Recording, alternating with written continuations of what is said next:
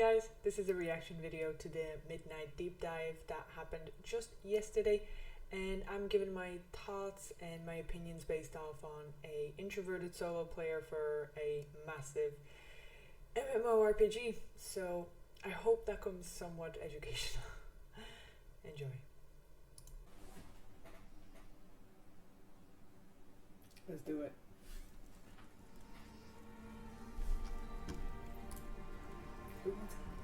What do you mean? What's up, everybody? What's up? Here at the end of The War Within, the first dramatic chapter of the World Soul Saga, we've seen the adventure take us into the depths of the world, and even to worlds cast out into the great dark beyond. We've seen our villain Xal'atath running around and amassing untold power. We've seen her siphon the energies of Dalaran, and even those of the black blood beneath Azj-Kahet. And recently, Xal'atath assumed the power of the last Void Lord, Dimensius. So the question remains, what will she do with all that power? I love this. And what are her intentions relative to our precious World Soul?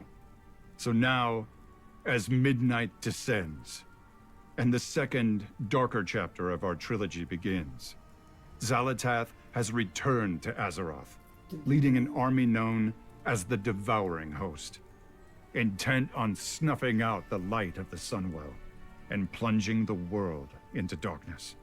You, the heroes of Azeroth, will be set on a collision course with Xal'atath to save not only Azeroth itself, but everything that is. All right, bring us back. Let's go. We want that war experience, those stories. Let's go.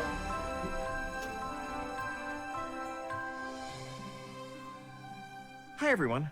As we kick off our Midnight Alpha, we'd like to give you all a deep dive into what's in store. We want to recap everything we've shared so far, along with some brand new details. Today we're going to talk about the story of Midnight, as well as the zones, dungeons, delves, and raids that await if you want to save our world from Xal'atath. We're also going to talk about some big new features coming in Midnight, like Prey and the Devourer Demon Hunter specialization. And of course, let's not forget housing. Thank you so much for joining us today. And as always, thank you for being a part of this amazing community, for choosing to spend your time in Azeroth and with each other. Now, without further ado, let's see what's in store for our home away from home.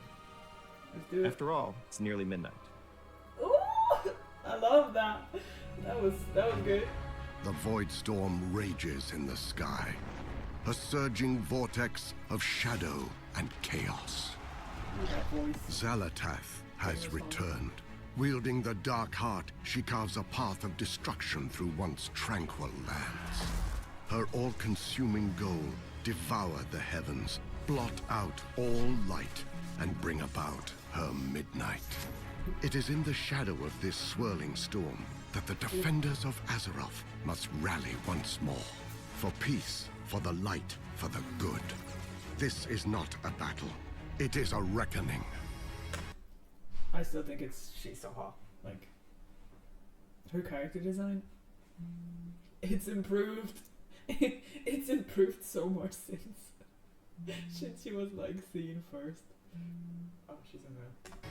At the Sunwell, that eternal bastion of light and hope, Lady Liadrin and Lor'themar Theron lead the Blood Elves as they prepare to make their final stand.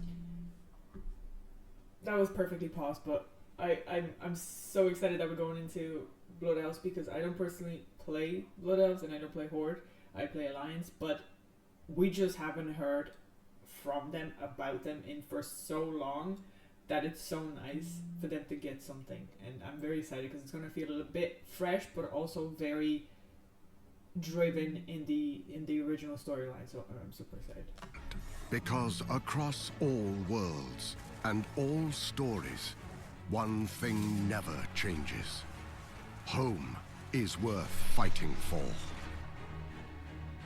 Welcome to World of Warcraft Midnight. His voice is around. Alright, here we go. Your story begins on the Isle of Quel'Danas. In the immediate aftermath of Zalatath's invasion, the Sunwell surges with light, calling out to all heroes of Azeroth for aid, while the vile creatures of the Void wage a relentless assault in the hopes of extinguishing it once and for all. Flying monstrosities attack from darkened skies, and malign foes manifest. I don't know how about. I don't know how I feel about that. I don't know. I feel uneasy looking at him. Without warning, to wreak havoc across the plateau. Stand true with the champions of Azeroth So that's right there. as they Let's mount go. a desperate defense against this invasion. For if the Sunwell falls, That so was like an too eye, that was does the really cool. world. The defense of the Sunwell leads you directly into Silvermoon City. But not the one you know. Okay. The renewed light of the Sunwell symbolizes Silvermoon's revitalization, shining over a city fully restored to a thrumming, living. That's gonna be so beautiful after the rework. Like that's. It always was really pretty, but then a lot of history has happened. So I'm excited to see it in its full glory after kind of remastering the artwork. Capital. Familiar landmarks gleam with fresh polish, while new areas like the Sanctum of Light and the It's very pleasant to look at, if that makes sense. Like it makes my brain relax, and that's what I need as a ADHD driven just weirdo. This is very satisfying to look at. It gives my soul peace. The amount of orange and red, it's just so, it's soothing. Even though red is like a raging color, it is so soothing to look at this. Like this is brilliant. Garden of Remembrance offer countless nooks and stories to explore. Inside the city walls, the threat of Zalatath's war draws the Alliance and Horde into wary cooperation, with shared spaces hosting common services like trainers, the auction house, vendors, and more.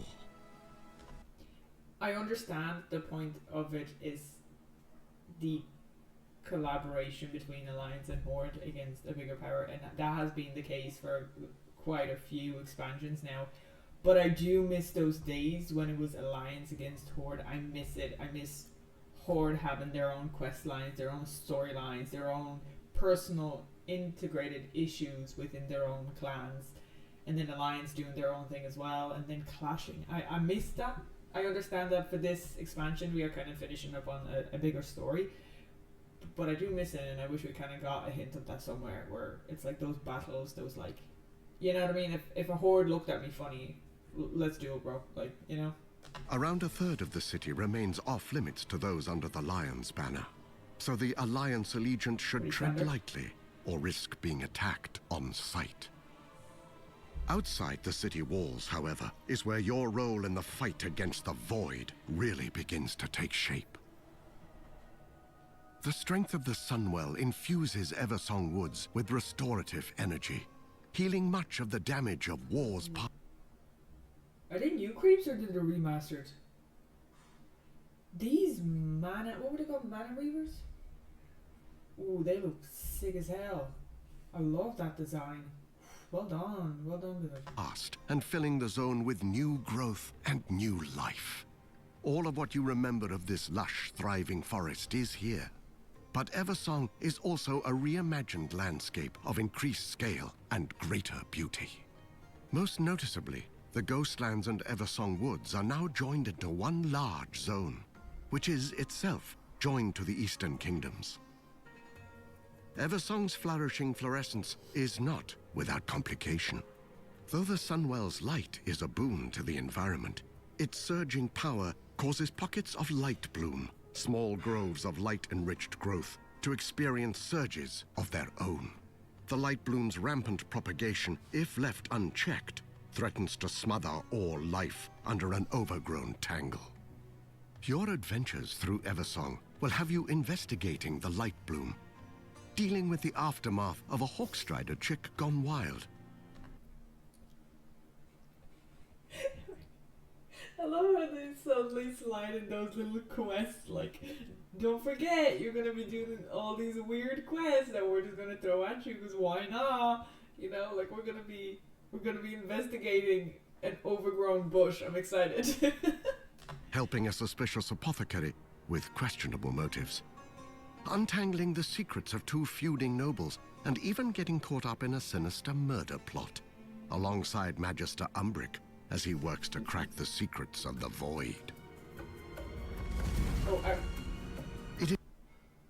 are we getting like a theorist in this? Are we gonna have a character who's like tinfoil hat basically? That's gonna be pretty funny. It's up to you how your story progresses beyond Eversong Woods, with 3 available paths you can tackle in any order. Brave the ancient troll kingdom of Zulaman. Investigate the gnarled hidden roots of Harandar. Or accompany Arator on his journey to better understand the light. I'm super excited for these team arcs. They look absolutely incredible, and I really hope we get some type of a similar concept to it. Like the front, I love what they did with the front. The shoulders, that's obviously plate, or at least seems like it's going to be a plate on a paladin of some type. But well, I understand that the expansion is more or less kind of based on that, the fight with Void and Light. But I'm loving this so far. The team looks look badass, like they look badass. The Void and himself. Zulaman finds the Amani Troll Empire at one of its lowest points. The homeland of warlord Zuljin. Zulaman was once a place where Loa bestowed to the Amani their godly strength. Love that feather kind of scarf. That's a really cool team arc. That's cool.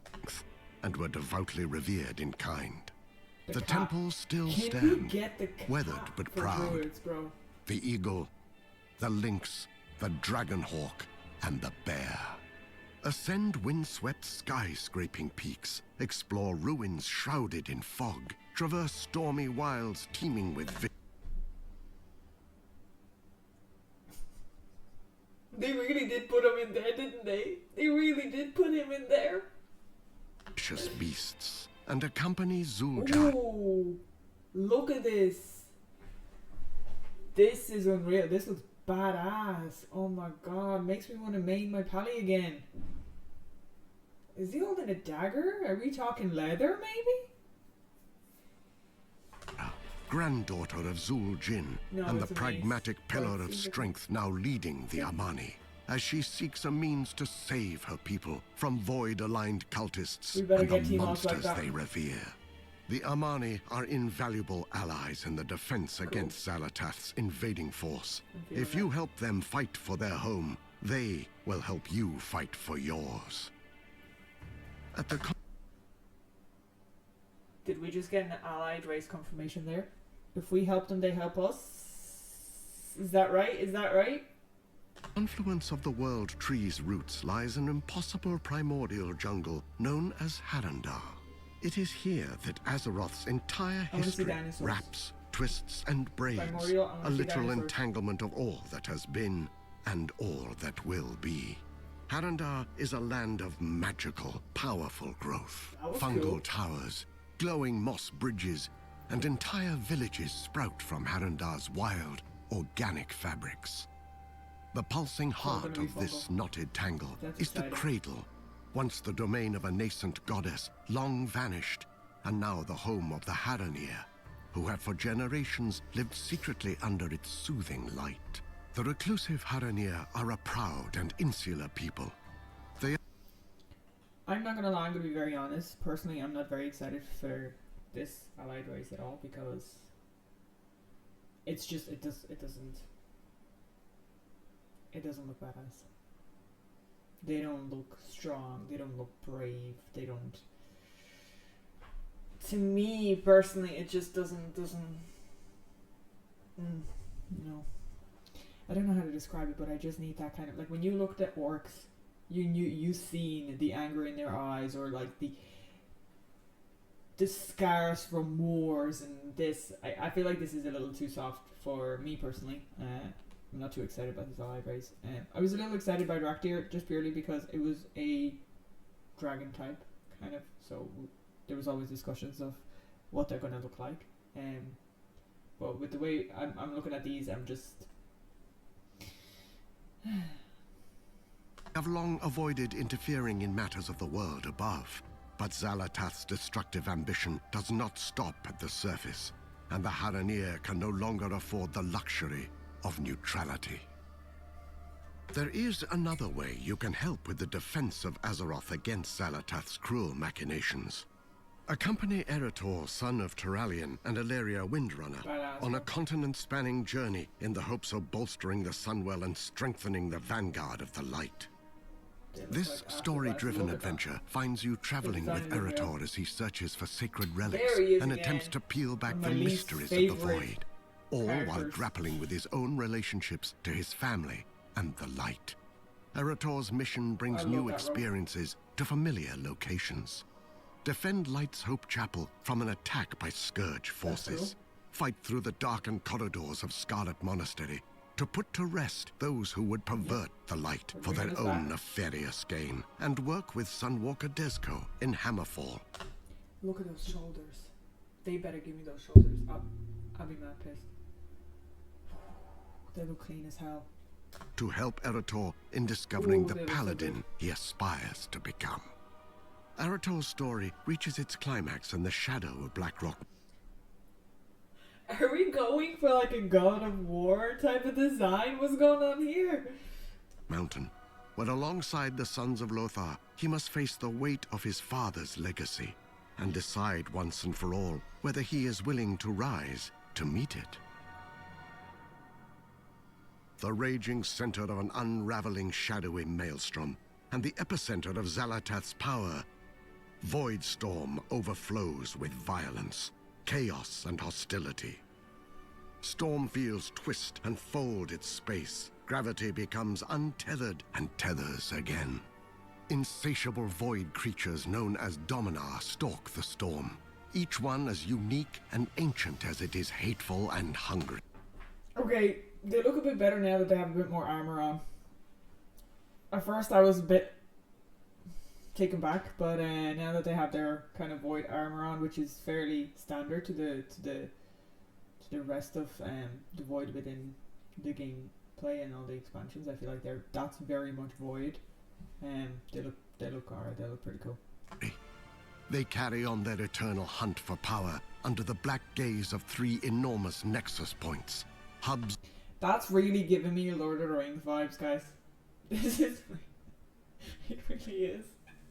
Of the malicious dark energy Xalatath draws upon to fuel her void spar and conduct her unyielding assault against the Sunwell.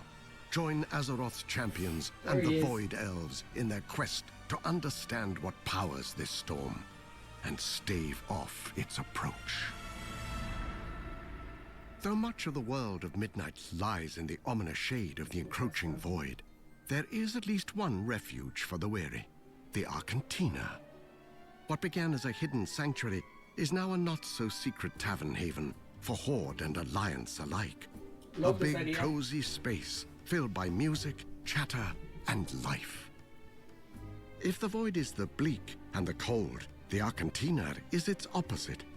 A warm spark in the heart of every patron. It is a place to gather with friends, find the perfect comfy sitting room, or just soak in the atmosphere of a well-traveled watering hole. As a crossway for people of all kinds, the Arcantina also serves as a source of new adventures. Familiar faces stop by here and there, spinning stories and offering quests that send you far across Azeroth in search of relics of the past. Follow the course they set for you to discover a fresh perspective on familiar... Painting. I love this idea. They're trying to create another Goldshire, but just in more of a new expansion, kind of updated version. I love this for people because I know how important it is for people to feel like they're part of a community, and for a lot of players, being part of a bigger group or a community where they can hang out, talk to other people, you know, find their duos or trios and just literally hang out and talk. And within the game itself, that was always a big positive thing for people. So I can see why they really want that back. And I think with new housing coming in, people are probably afraid that it's going to end up like Warlords of Draenor housing, where everybody just got completely separated and everybody was just in their own house. So I love that they're kind of adding this to it, where it's like, well, actually, you can all hang out here, and there's gonna be cool things in there. There's gonna be stories being told, and I like this idea, even though I don't think I'll be part of it much myself because I'll be out there grinding. But I love this idea for people. This is positive. Their locations. Xalatath is determined in her destiny, an unrelenting foe with an army that never sleeps. But you can't. Why, Blizzard? Why? Am I the only one who thinks this is stupid? Am I the only one who thinks the greatest mage of all time within the World of Warcraft history is now sitting in what looks like a wooden wheelchair made out of magic? Anyone else think this is stupid? Like, I'm sorry. Maybe whatever reasoning you had to get to this, that's like Harry Potter being blind and having to wear glasses. It's like, but you can learn spells and stuff, and you can bring people back from death, but you can't solve your own short-sightedness. If you're gonna bring Khadgar back, then give us Khadgar, not this. Anyways, let's move on. Can't live every moment in grim resistance. The Argentina is always here, should you find yourself in need of a little respite. Alright. The mysteries of the origins of the Void and the knowledge and power to stop it are not to be found only on the surface. For true deliverance, as always, hides in snarled labyrinths, looming temples, deadly ruins. These delves, dungeons, and raids are the real font of power, the sacred and defiled spaces from which strength is not just earned, but taken. Across this void-darkened world hide myriad delves overflowing with incalculable danger. Located on the Isle of Quel'Danas, Parhelion Plaza is an outdoor delve that drops you into the heart of the defense of the Sunwell. Fight against the surge of the Void's attack by restoring Parhelion's defenses, commanding an artillery of light, ducking into pocket dimensions, and putting down Gladius Slana, a Dominar who uses summoned Voidwalkers as weapons against your stand. Expect to plunge the depths of 9 other delves and 1 seasonal Nemesis delve when Midnight launches. You do not have to face these delves alone. Valera Sanguinar is a powerful new companion with a rogue-minded approach. Nice, T-Monk. I know you're looking. I know, I can see you looking. We're all looking. To problem solving. As a DPS, her killing spree ability has her moving through the shadows to lash out at multiple enemies. As a healer, she uses vampiric reaping to rip away the life force of enemies into orbs you can collect to heal. And as a tank, she uses your first Anyone feeling love in Deep Space there? Just a little bit of Silas's kind of myth. Stake to taunt and do damage over time to any enemy that turns their back on her to attack her ally. Valera is also a prolific provider of poisons that, depending on her role, empower you with more damage, better avoidance, increased speed, and more. Those just got a lot hotter. I like it. Your adventures in Midnight eventually lead you down darker paths, paths that end in overgrown corridors and ruin-stricken relics, forgotten places of powers best left unstirred. Yet these dungeons promise plunder worthy of the peril. That was a cool axe. Should you have the courage to overcome the challenges within. Windrunner Spire, the former residence of the Windrunner family, haunts the skyline of Eversong Wood's western shore. The strained relationship of its namesake sisters, Varisa, Sylvanas, and Ilaria, imbues its halls with a sullen, spiteful energy. The restless spirits bound to this animosity threaten all who draw near. Among these spirits walks the Windrunner's soul brother, Lirith, who needs your help in quelling this restlessness and clearing his once great home of hate. Serenity, however, is not so easily claimed. There are other forces that seek dominion over this domain. Emberdawn, a fire-colored dragon Why do I feel like it's going to be a mount? hawk, claims the dilapidated gardens of the Spire as a nest for her young. She is fiercely territorial, answering intruders with both talon and flame. The derelict duo comprised of the Banshee Callis and her loyal abomination Latch lead a band of fanatical I'm looking, everyone's looking. That's nice, nice character design there on the Banshee. I would love to be that well endowed. undead in a hunt for relics tied to Sylvanas. They meet outside interference with a mix of shadowy magic and brute strength. Hear me out or what? Commander Krolok, a merciless orc who oversaw countless conquests during the Second War that took Lirith Windrunner's life, stalks the Spire with an insatiable bloodlust. Since being slain in vengeance by Alleria, Krolok knows only torment and the desire to pass it on. The restless heart, a concentrated whirlwind of grief and suffering, born from the conflict of the Windrunner sisters, envelops all who remain in turbulent turmoil. This swirling specter takes the form of a ranger, combining the power of the wind with volleys of arrows to cut down the uninvited. Windrunner Spire was, at one point, a living embodiment of family and of legacy. With the help of Lirith and your allies, you can make it so once more. 7 more dungeons await you in Midnight. 7 more. Nice. They've put themselves to work. 7 more. Nice. Each one crawling with the Cutthroat and the Craven. Magister's Terrace and Murder Row in Eversong Woods. The Den of Nalorak and Mysara Caverns in Zulaman. Blinding Vale in Harandar. And the Voidscar Arena and Nexus Point Zenith in Voidstorm. The most tyrannical antagonists of Azeroth work their dark deeds from within Midnight's 3 new raids.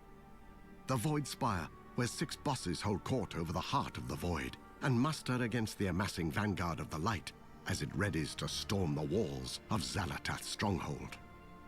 The Dream Rift, where you must join in the hunt for an undreamt god that never should have been, and put down half-birthed abominations that lash out against existence itself.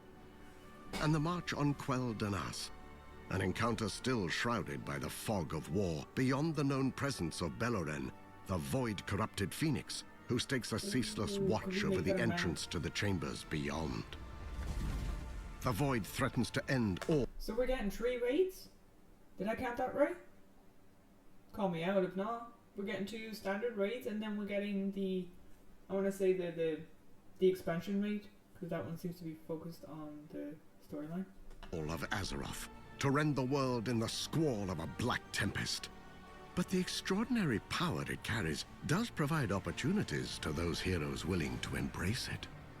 Devoured demon hunters bend the void to their will. Look at that. Look at that design. Look at that. That is sick. That's absolute troll. That's incredible. Ripping void fragments from their enemies and using them as the power source for cataclysmic spells. They are mid-range damage dealers, armed with a summonable void scythe, darting in and out of the fray as they dance on the line between control and chaos. Oh, that's sick. Voidblade and Hungering Slash work in concert. Dash into melee range to deliver a series of crushing void scythe attacks, then use Vengeful Retreat to escape the enemy's reprisal. You can also start this combo off with a void-charged The Hunt. Metamorphosis transforms you into a familiar state of cursed power. Just look at that. That's going to be unbelievable. Oh my god. I am definitely going to give this a try. This is unreal. The more you feed it, the longer it lasts. Ride the wave of annihilation by tearing apart souls and staying alive. Reap is a sweeping scythe attack that consumes all of your soul fragments for one massive burst of damage. Use Void Ray to cut through enemies in a straight line and leave them smoldering. collapsing star channels the immense energy of a dying star, focusing it into one single destructive blast. The more you cast it during your void metamorphosis, the stronger it gets. Brilliant. Demon hunters also find themselves with new disciples in Midnight. Void elves are sharpening their war glaives and joining the hunt. Very cool. Our new allies, let's go. Newly awakened to the dire threat of Midnight, the Haranir join the fight for the... I'm just... Look at him. Just what? Why? We don't need more of those. Oh. Just compare him to the rest of the NPCs and to the rest of the allied races. Like, come on. surface as the next playable allied race. Haranir are deeply entwined with the organic world. Theirs is a culture shaped not by cities or by conquest, but by the roots, the stones, the quiet pulse of the deepest breath of the world. Their armor, their weapons, their... I see what they're doing, right? I see their target demographic is anyone who loves goth. Is that where we're going with this? Is it the heavy eyeliner? The dreads? skin, all are infused with the inner light of organic power. Even the mightiest primordial predator in Harandar knows to fear the telltale luminescence of a Haranir's markings. She looks cool. I'll give you that. Like, she looks cool. She looks dark, she looks mysterious, she looks cool. But the rest of them? Dense jungle brush. They are primal, ferocious hunters, a force of nature unto themselves, who possess the racial ability to travel along the roots of the world, from Harandar to any world tree, or from anywhere back to Harandar. Haranir are versatile warriors who can choose from a wide range of paths, including those of the warrior, hunter, rogue, priest, shaman, mage, warlock, monk, and druid. Basically The last everything. of which has all new forms that reflect the Haranir.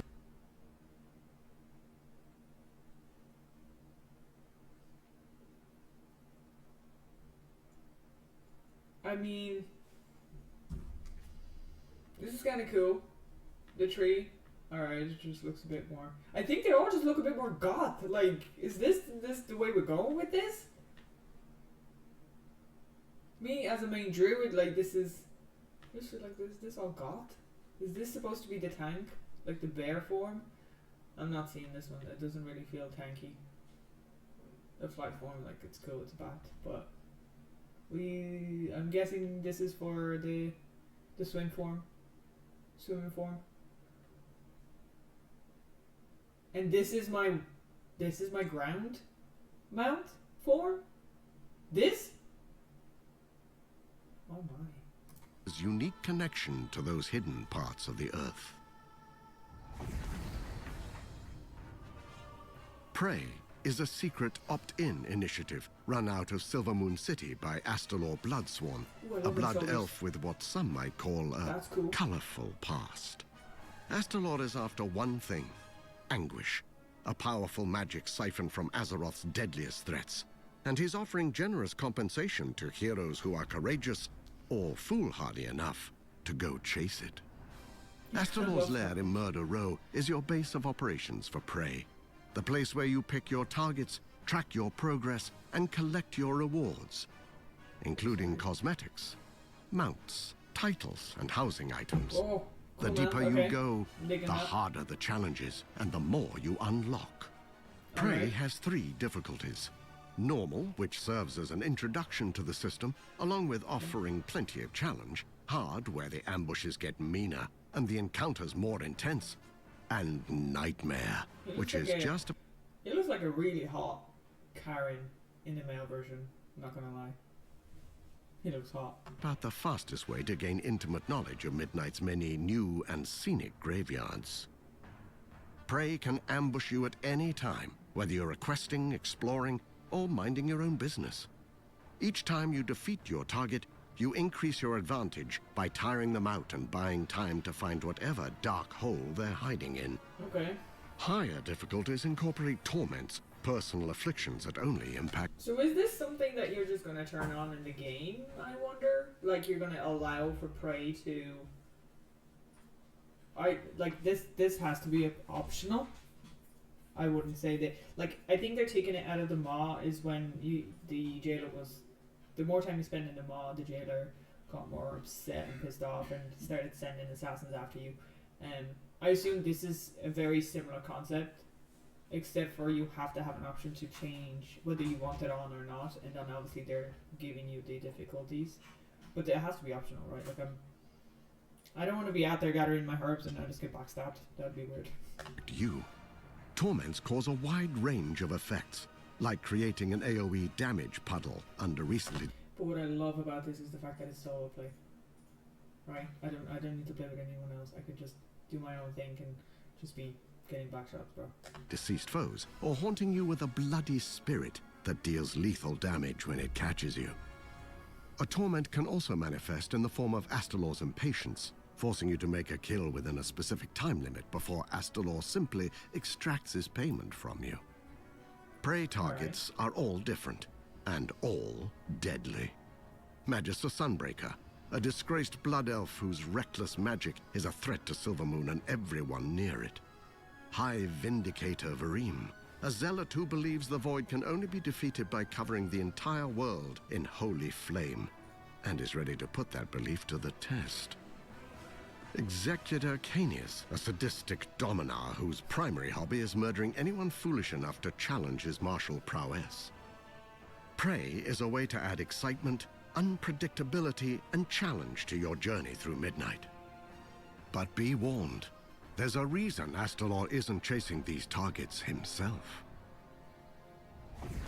For those who tread the warm paths and soaring skyways of Azeroth, Here we go. it is more than a world, more than story, character, or conflict. Azeroth is, and always will be, home. Housing in Midnight is dedicated to that ineffable feeling of being part of something bigger, of something greater, of living a real life as a true part of a real world. Housing in WoW is built to give you boundless self-expression in the place you call yours.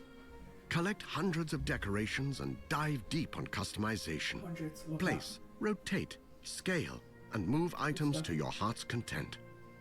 This is more than changing a coat of paint or choosing a different picture frame. It's a sandbox for your imagination. World of Warcraft has over 2 decades of content, and the time you've spent in Azeroth over the years will yield a bounty of housing rewards. I better not have to rerun all my raids and dungeons that I've run before just so I can collect some type of house decoration. I probably will, but I just mean it's gonna be a drag if I do have to.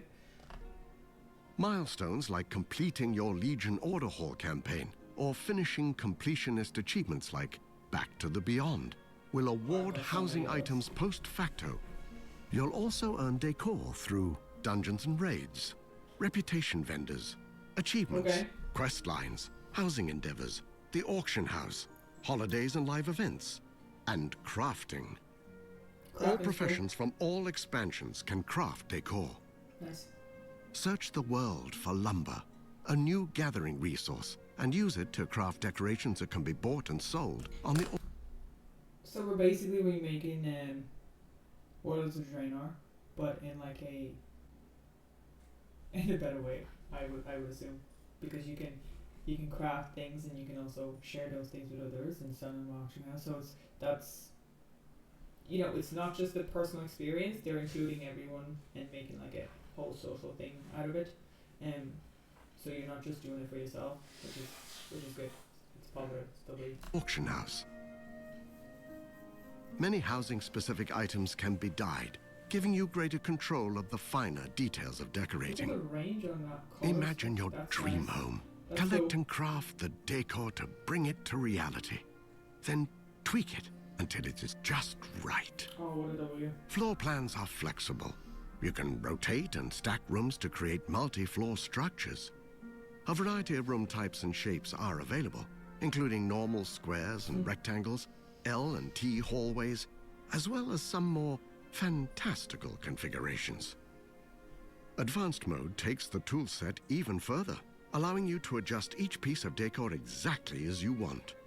Rotate, float, scale, and more to make your home a perfect reflection of your taste.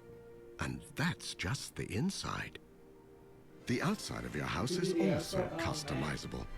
Place your home how you want it on your... But I want to know, is this going to be part of an estate? Like, are we all going to be living in an estate, or is this a Hearthstone style TP going? Do you know what I mean? Because that's also kind of... I don't know. plot.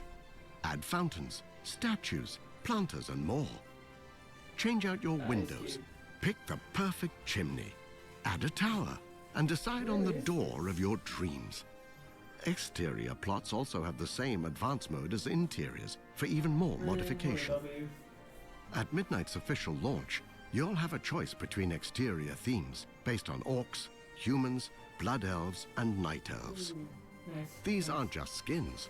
They're full architectural styles with unique customization options. Orc homes feature hide rooftops, bonfires, and rugged surfaces. Human homes are rustic, with sturdy stone walls, warm wooden floors, and colorful banners. Level up your house to unlock more flexibility.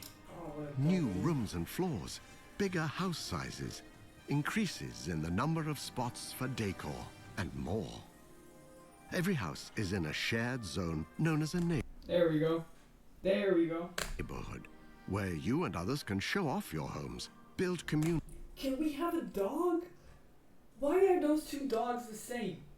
Can we have a dog? Can I have my pets and my mouse roaming around? Like, and participate in rolling challenges to earn housing rewards. you can fish there. Neighborhoods feature a wide variety of biomes, from spooky forests and coastal plains in Founders Point to lush oases and windswept bluffs in razor-wind shores. All contain different kinds of plots. Some are secluded and quiet, while others are clustered for the socially vibrant. Your neighborhood is faction-coded in its aesthetics, but not faction-exclusive in its residency. Okay. You have the choice between two types of neighborhood. Private neighborhoods where guilds or groups of friends can form their own space. Public neighborhoods where you'll find a home among friends you haven't met yet. Okay, so we're gonna have a choice between a private sector with just your friends, or a public sector with just random people. And how is it first come first served when it comes to plots, or what? Like, cause like I assume you can only have one house in a specific spot. So is this gonna be first come first served, or are we buying plots for money, or what? I don't. Private neighborhoods come in two varieties. Guild neighborhoods, which scale to fit your guild roster, and Okay. charter neighborhoods, which are capped at 50 homes and are perfect for tight-knit communities. Alright. Endeavors are monthly neighborhood-wide activities that bring everyone together to complete tasks, unlock themed decorations, and contribute to helping your neighborhood evolve. I mean, how many of us are going to be part of a public neighborhood? Let's be honest.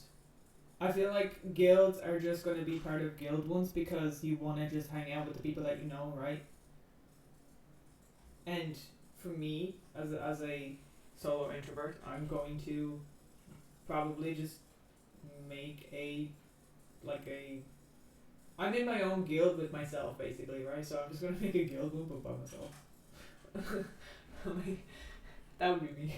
So I wonder how many people are there that are actually going to use the public neighborhood style. Because I feel like the guild one's probably going to be the most popular. Or just literally a private one with literally just like your like group of friends that you play with, or you know. Participate in endeavors to earn house XP and community coupons that give you access to exclusive decor. Send coupons. Like we're gonna open up the morning newspaper and get ourselves a coupon. Love that. Love the idea. It's pretty fun. But it's basically just guild housing, but just a neighborhood. That's how I'm seeing it so far. Above all, housing is designed to help you find your perfect space and transform it to your own fantasy haven. To create your own home, sweet home. This is gonna do wonders for RP players. Like, this is gonna be absolute wonders because they're all gonna stop hanging around Goldshire and just build their own neighborhood and go crazy. And there you have it. Thank you so much on behalf of the entire World of Warcraft team for joining us for this overview of Midnight. And if after what you just saw you can't wait to get your hands on housing, don't worry, because it's coming your way if you have Midnight in early December of this year. Nice. Thank you again, and we'll see you in Azeroth. Nice. Give me the collectors. That is nice. Epic doesn't come out okay. It wouldn't be much my style anyway, because I don't do better brands, but...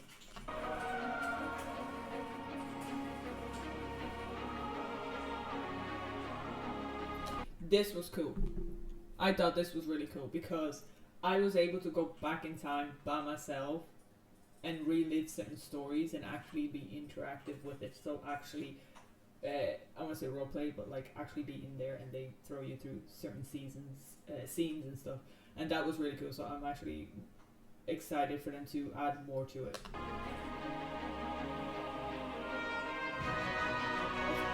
I have that PJ, right? I have that PJ. It's very comfy.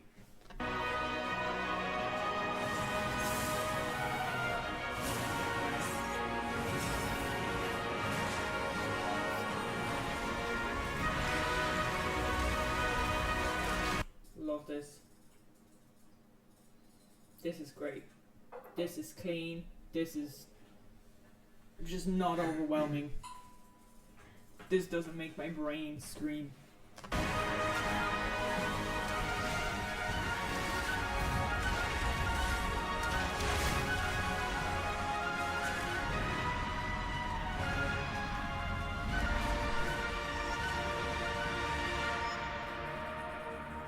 Friends, we hope you've enjoyed this deeper look at Midnight. But as you can see, this fight is far from over. The drums of war thunder once again, and Azeroth needs her champions, now more than ever.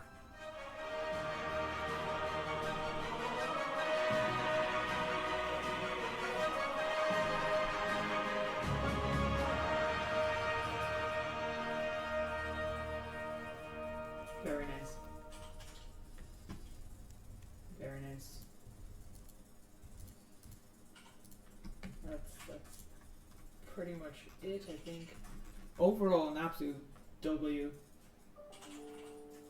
Absolute W. From T-mods to storyline to revisiting old maps. Like, I'm super excited. The housing is what everybody's excited about, and